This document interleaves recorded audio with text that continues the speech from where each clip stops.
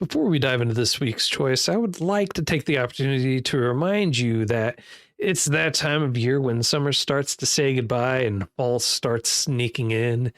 The evenings start to finally get cooler and the moon looks big and beautiful, and suddenly you want a warm drink and relax watching a list of your favorite anime along with something delicious to munch on, which honestly is perfect because our friends at Tokyo Treat sent a box that fits that vibe exactly. But what is Tokyo Treat? Well, it's a monthly snack box that is packed full of Japan's coolest and kind of wild treats. Every month you get rare Kit Kats, limited edition chips, noodles, and along with a lot of other goodies that are only in Japan. And you don't have to worry about going to some shady import aisle that who knows how long that stuff has been sitting there, or even buy a plane ticket to hop on a jet to go over there and get these treats. No, they simply want you to experience Japan from the comfort of your own home through them. And it doesn't get any easier or simpler than that. And this month is extra fun because Tokyo Treat is celebrating Tsukumi with a special box design. So if you're thinking, what's Tsukumi? Well, it's Japan's moon viewing tradition during the harvest moon. That's when the summer finally wraps up and fall starts to roll in, giving everyone an excuse to gather, say thanks, eat lunar-inspired foods and treats, and relax under the full moon. It's a very cozy type of energy that they have going on. And the theme is Snacktastic Moonfest, which is adorable and also dangerously accurate for how fast I went through the box. Not going to lie. Inside the Tsukumi box, you'll get a bunch of limited edition lunar and rabbit themed snacks like the Moontastic Pudding Mochi. They are amazingly delicious and super soft. The Carrot Crunch Rice Puffs that gave me Saturday morning anime marathon flashbacks, and I wish I had more of those.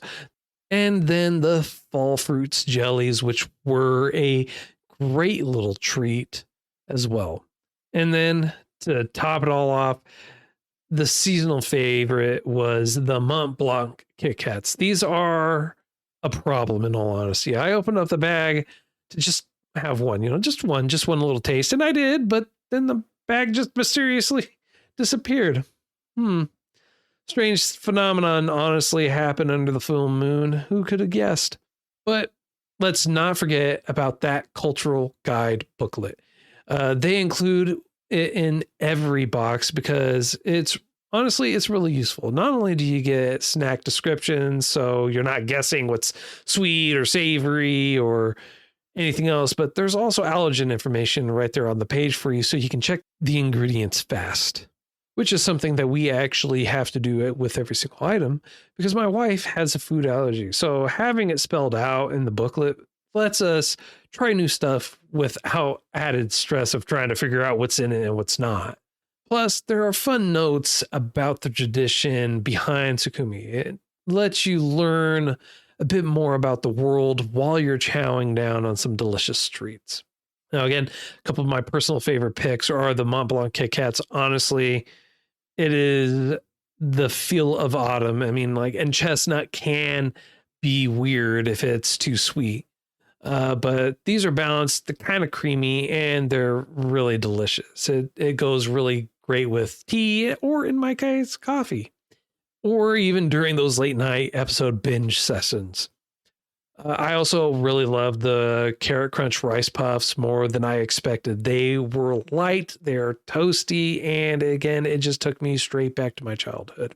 So, special for our listeners, if you use coupon code Featured Anime along with our affiliate link, you get $5 off that very first box. Again, the treats are worth it. I encourage you to check them out. And again, coupon code is Featured Anime along with our affiliate link in the show notes.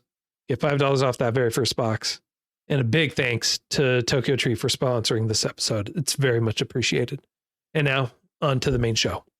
Welcome to the Featured Anime Podcast. I'm your host, Jack. And I'm Rick. And thank you for joining us today. before we dive into this week's choice, I would appreciate it if you all went down to the show notes and checked out all our affiliate links and everything like that.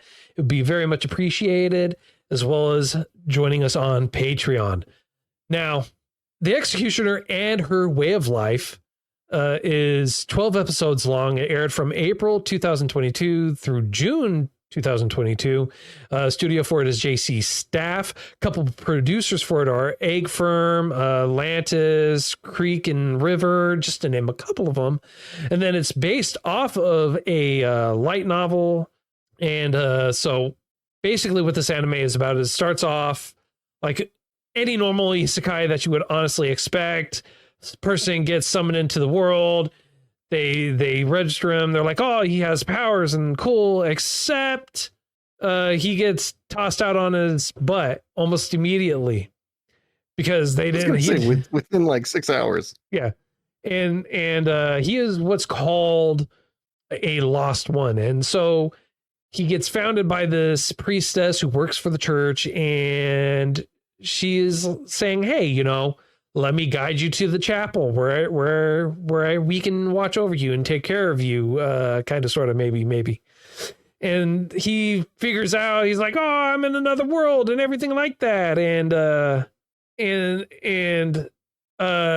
can teach you guys about mayonnaise and all the other stuff. And then you find out that the world has been summoning other worlders, people, all of them from Japan, ironically. Yeah, every last one. To the world, so much so that technology, their language, everything is basically Japanese, but with magic. And so you would think, with you being introduced to this kid at the very beginning, this boy, that he would be the main protagonist. No, in fact, he is murdered pretty promptly.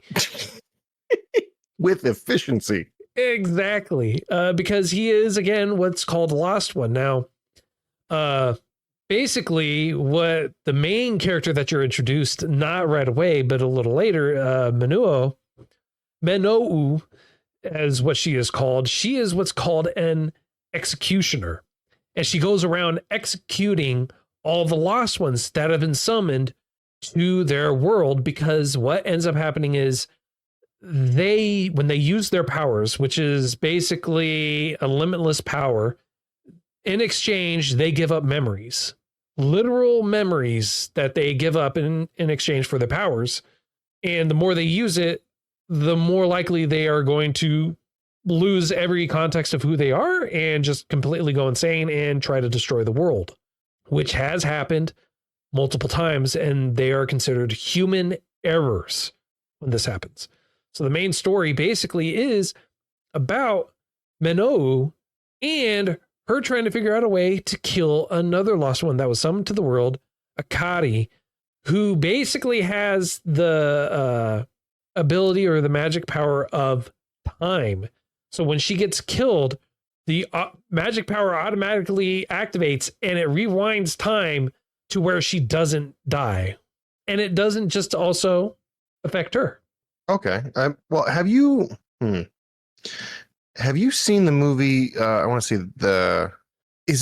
I'm thinking it's The Covenant, where once you reach a certain age, you can use this ability for however long you want, but it costs you time, like your age. You age rapidly if you use this power more. Once you turn 18, you become super powerful, all that stuff. The reason I'm saying it is I think that this concept is the same, except where the Covenant uses age. Yeah, CJ says if you use too much, you get old. It's irreversible. Whereas here, if you use your age, or there you use your age, here you use your memories to where you lose everything. Yeah. And I mean, ideally, there's a finite amount of thing, but do you think that the magic portion of it for me is not the unique portion of it? Like, there have always been some variations where there's limitations or whatever it is. For take Log Horizon, when you die and you come back, you're exchanging memories when you come back and you're forgetting your previous life, right? In exchange for it. So that's another one that they dabbled in with. That is not the unique portion of it, right? That honestly, to me, was not a big deal, because if you don't use your magic, and they even venture and talk about that in the anime as well, it's like, if you don't use it, you don't lose your memories. It's like pretty simple, pretty straightforward.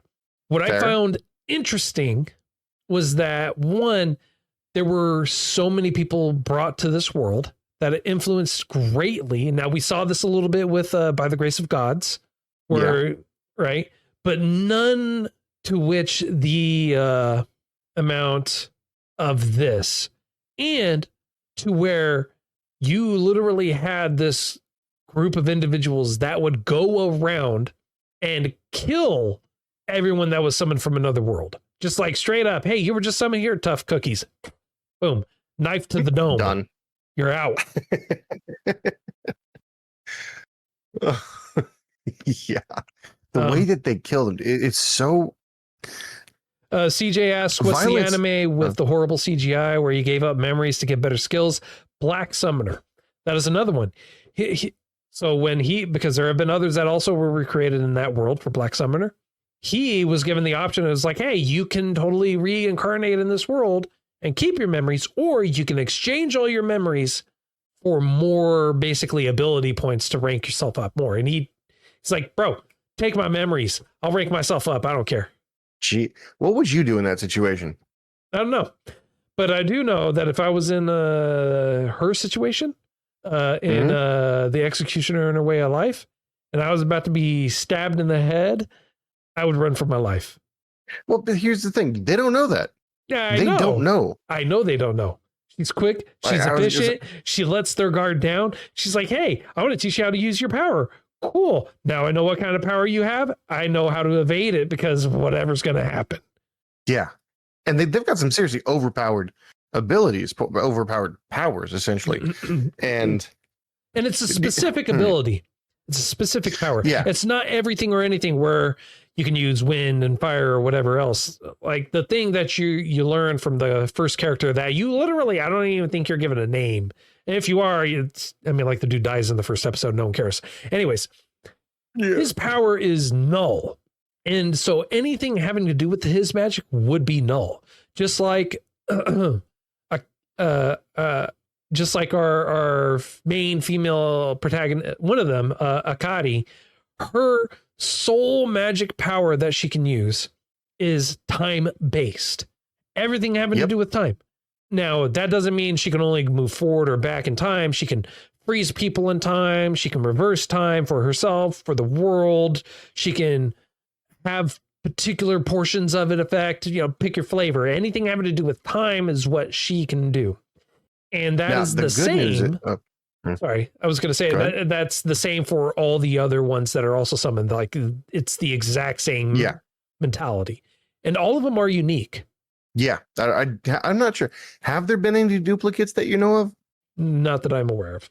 Yeah, I was gonna say, I didn't see any duplicates there, but I did notice that the versatility was off the charts. Yes. Meaning, like, yes, our main character has a time-based thing, but realistically speaking, if it has to do with time, she almost perfectly, and in any way, shape, or form that she wants, which is kind of crazy if I'm being honest, but ultimately, really cool. really, really cool. The concept of it, because basically, like, oh, I don't like that particular thing happened. Everyone's frozen. I don't like that this particular thing happened. I'm rewinding, and I'm giving myself just enough to remember a slight, what'd she say? A slight feeling of deja vu. Yes. Which makes me think that she is able to, like, use her magic to impede her memory, which wouldn't make sense for a time-based ability, right? Like, how does she affect her memory with time magic? She sends her consciousness back in time when certain conditions are met. And that's why when you see it for the first time, I think it's in episode 6, halfway through it. Yeah. You see the dialogue that's up on the screen, and it says conditions unlocked, conditions met, right? And then it has some other text. I really wish I paused it to get a screenshot of it. I'm really wishing I'd had that now, but yeah, conditions met, blah, blah, blah, everything like that, blah, blah, blah, soul rewound or whatever, or something like that, or something. It gave you a lot more information and did that a couple of times. And that's Yeah, it what, did. and that's why, right? Because anytime something like that happens, you see the context come up where it says conditions met. In other words, there have to be specific conditions, very specific conditions to be met to make sure that this happens. So and she does have the ability to basically rewind it so that way she gains a better understanding of her ability. Now here's the thing that I wish they explored more of, right? Because she does that, she caps herself in the head with her magic. Mm-hmm. She still has her memories when she first teleported there, I'm assuming, before the conditions are met. And after the conditions are met, she uses her, it's obviously after she already had used her memory. So does that basically mean she has the ability to turn back time on her own memories? I feel like the answer to that is yes. And also, something a little extra terms and context that I found unique was when she went through and was talking to a particular character towards the end, she specifically stated that I don't care that I lost my memory. If I lose my memory, as long as I have Menuo, I don't care about anything else. So with that context in mind, isn't it possible for all the other lost ones to not lose who they are or anything like that if they have something strong, a strong bond to keep them there? No, I would have to say no to that, only because we've witnessed her losing most, if not all, of her memories from Tokyo, or from Japan, minus the feelings that she had for the area. And she on several different occasions, she said that she felt like it was not a good place that she came from. She felt like she had a rough go, so to speak. Let me rephrase my question because I didn't phrase it properly then. My question wasn't in terms of whether or not her keeping all her memories or anything like that. My question was like, because you agreed is like she may have the ability to turn back time to regain her memories or whatever it is, right? Oh. But the other part of that question is all the other lost ones were very deeply tied to Japan, wanting to go back to Japan, wanting to return to Japan. Like everything that was entirely based on them wanting to go back. Whereas of you take Akari, she did not want to go back. She wanted to largely stay, right? And this is more solidified later on in the series versus at the beginning. So my question is, if, because she doesn't really want to go back and she is creating new memories there going through it, and because she doesn't have those ties holding her back, basically making Japan a part of her identity so she doesn't lose herself, doesn't that technically mean that she could continue to use her magic because she's constantly creating new memories and is tied to that world? Well, that's kind of what I was asking you before, but I think you had a slightly better way of asking, because my thought was she basically has an unlimited supply of power because you're immediately generating new memories that you could feed from. Yeah, but the same brought up a different. The same was true for all the others that are human errors. Correct. But you also brought up, you didn't bring it up. You made me think of a different outcome, a different possibility, because specifically because she was able to go back in time. Is there a point where she's able just to send one message to her prior to losing all of her memories? Like, can she reset before she started losing her memories? Theoretically, probably. Yeah, but in actuality, I'm thinking no. Yeah, I don't know. That would be interesting to see how it plays out and to venture that that train of thought, right? Like, can she rewind the memories? Can she regain her memories just by rewinding time X amount? Can she do this? Or if she's doing this because of this, and they do kind of teeter and play on the idea of it, right? Especially towards the end where that is really focused on or brought about and talked about more so than anything else. I feel like that is like that would be a very interesting way to approach it. It definitely would be. It would definitely be one of the it would definitely be one of the more nuanced ideas there. I mean, but I would say they've gone pretty far in depth, in detail with everything going on. But they didn't really. They went depth and detail where it mattered at that point in time, but not in terms of context or the exploratory. And again, the reason why that I'm saying that is, again, because of the latter half, because of the last the second half. Yeah, that's my thing, right? Because at the beginning you learn about their world, and that's pretty short-lived. They don't go into too much detail. It's pretty self-explanatory in all honesty. They go into details about Minot and her background. They go into details about Akari and her abilities a little bit. You gain an idea and understanding about the power dynamics and the hierarchy in that world because they do a simplistic explanation, which is easily digestible, especially at the very beginning. Mm-hmm. So they answer and clarify a lot of the information right out of the way. They hint at and talk about a couple of the other ones, and then you also learn about, like, episode 2 about the 4 human errors, right? And which would be Pandemonium, Starhusk, Sword Salt, and the other one that begins with a V. I will be damned if I remember. I just had it. Anyways, you learn that, basically north, south, east, and west basically have 4 different human errors, each of them sealed away or stopped via somehow, but not killed completely, with the exception of one, and that's it. Right? I'm looking it up. Sorry. It's annoying the heck out of me. What's that? The 4 human errors.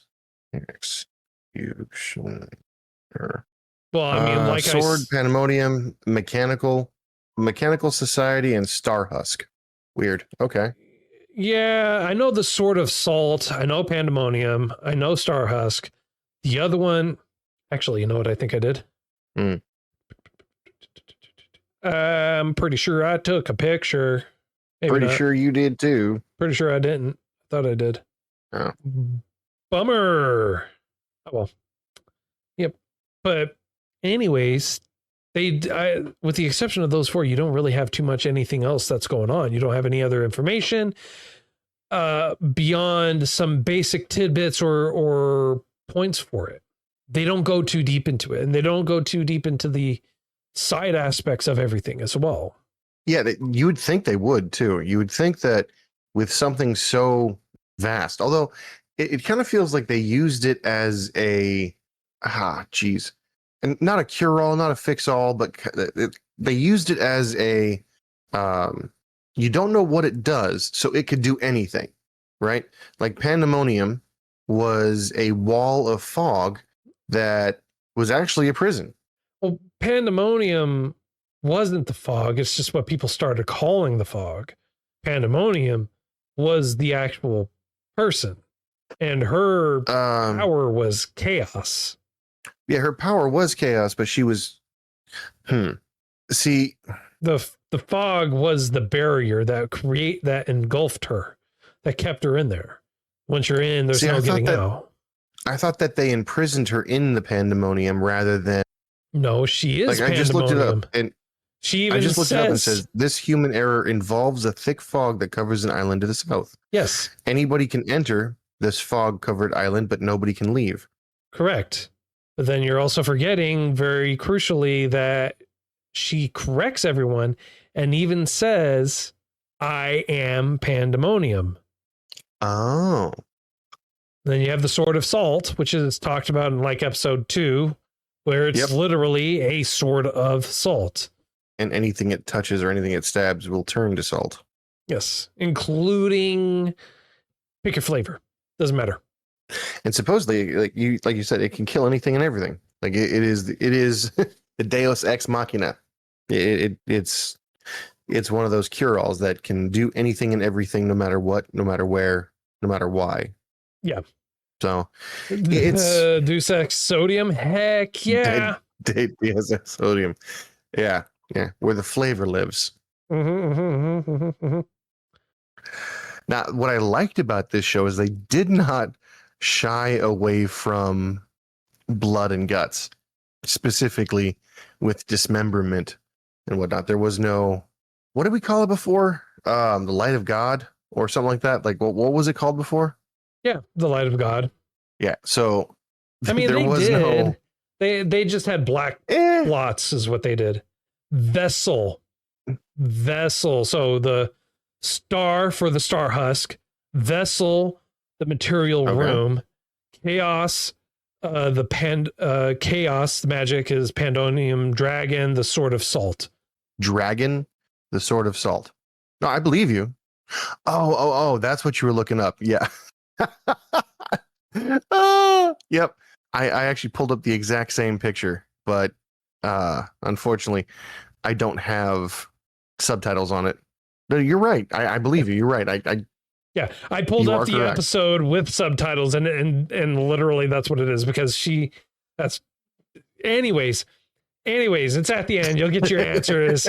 That's what I did. I went straight literally to the end, the last minute, 12 seconds. You get your answer. Yes.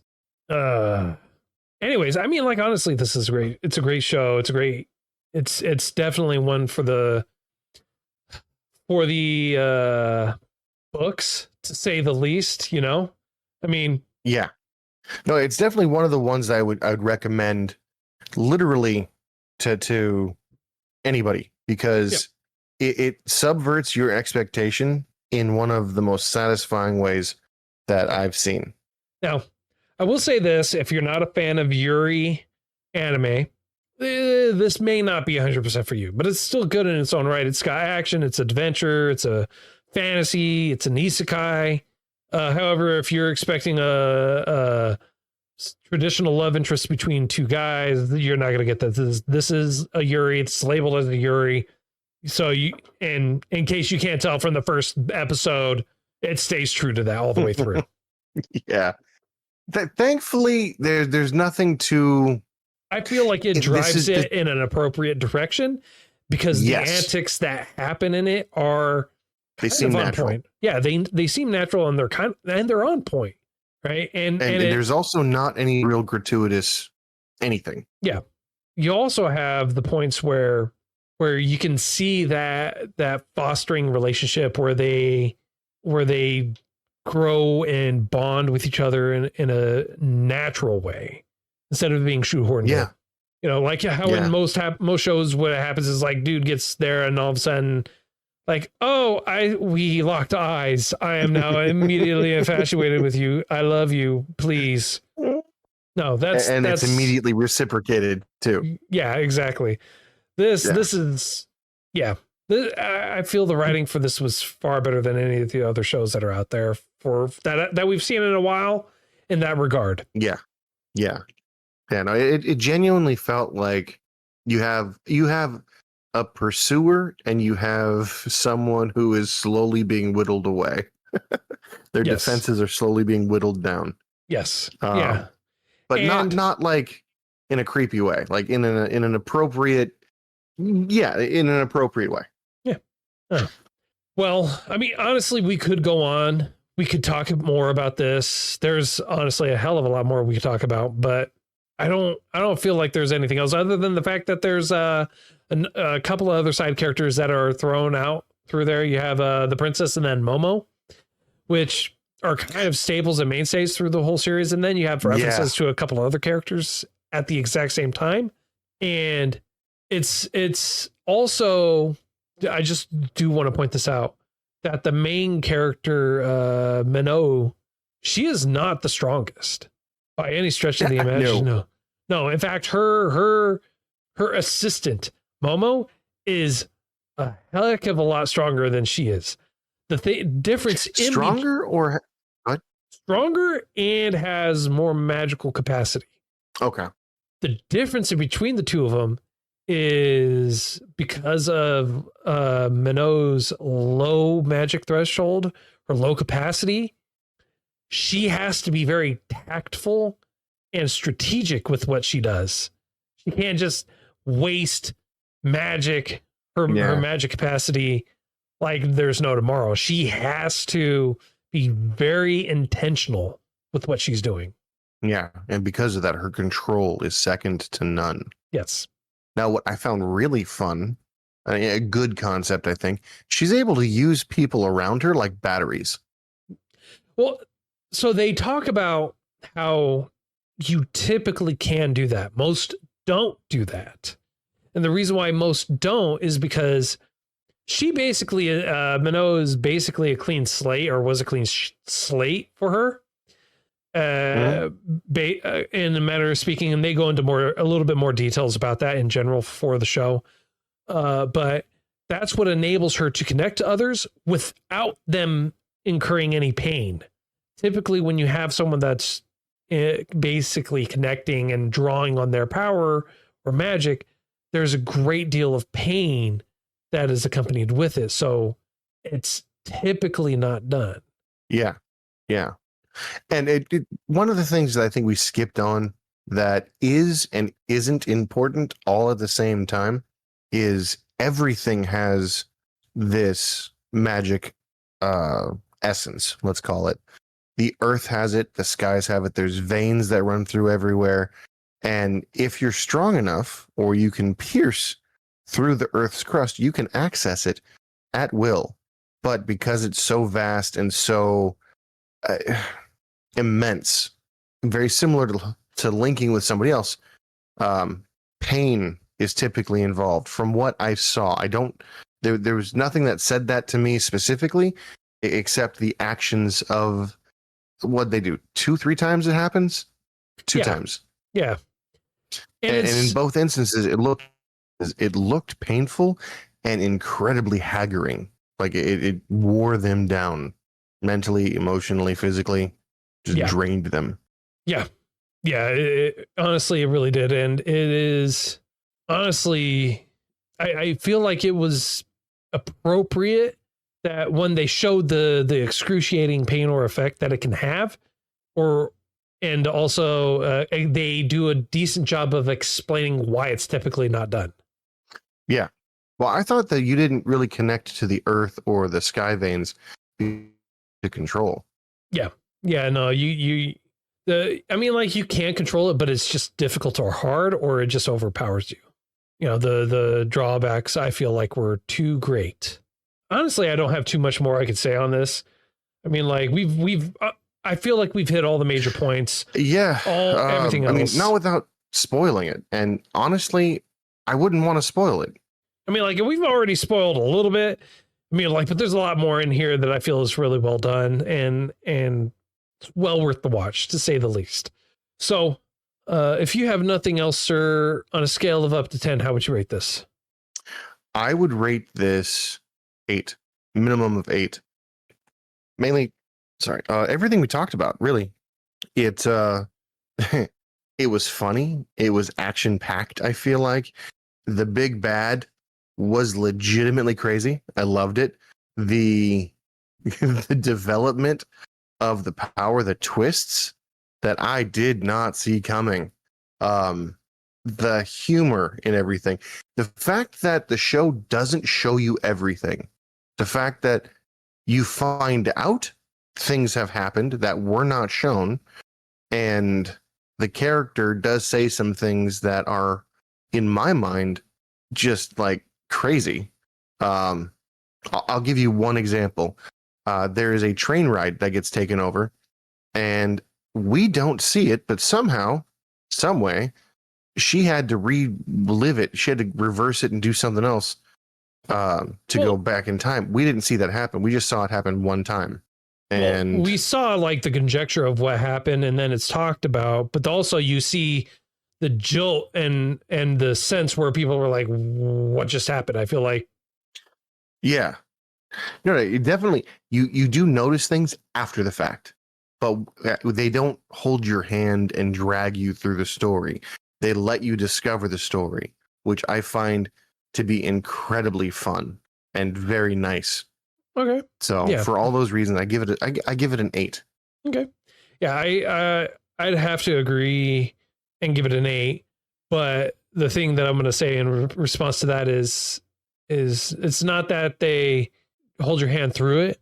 They don't do what a lot of other shows do, which is take you through the horrific event, rewind, show you what's happening, show it being rewound, show it being brought back in time, and then everyone going, oh, I feel like something just happened. And then you're literally re-encountering the exact same thing again. You're experiencing it. Yeah, from the same time. Yeah, you're experiencing it for the once through, right? And again, one of the reasons why I'm giving this an 8 is because I loved the fact that when you're going through this by episode 3, you're learning episode 3, episode 4, you're learning that this is not the first time through, that you're actually on journey 3,543, journey 3,534, whatever it is, pick your number, right? That it's already been rewound so many times that it just keeps playing through again and again. So I love that you're not at the beginning of the journey. You're basically approaching the peak moment, the pinnacle of the journey for its climax to come to a closure. That's what I like. Reason why I'm going with not a 9 and not a 10 is because I feel like it was too short. I feel like you could have gone more. I feel like they should have done more with it. They didn't. Also, I couldn't help but be a little bit annoyed, and I get it, but I couldn't help but be a little bit of annoyed with Akari in general. Like, I felt sometimes she just seemed a little too whiny or a little too, I don't know, haphazard all over the place. That's one way to put it. Yeah. I don't know. For me, that was kind of a detractor for it, but it didn't detract from the story as a whole. So that's why. Next week, we're going to be talking about Am I Actually the Strongest, which is a recommendation from Jeb. Thank you for the recommendation, Jeb. Very much appreciated. Heck yeah, appreciate you. If you feel like we did too much justice, not enough justice, or anything like that, feel free to reach out to us. All our contact information, as well as all the affiliate links for Crunchyroll, is down in the show notes. And don't forget about Tokyo Treats. Tokyo Treats are a delicious snack treat. And trust me, if you use a coupon code Featured Anime along with our affiliate link, you get $5 off that very first box, and it is appreciated. Don't forget to come and hang out with us on our Discord and everything like that. And of course, all the information and everything is also available on our website at featuredanimepodcast.com, or buy your swanky swag at shop.featuredanimepodcast.com and support us like that. And then patreon.com/featuredanimepodcast, $1 a month to get you access to the bonus content. And until next time, I'm Jack. I'm Rick, and we'll see you next time.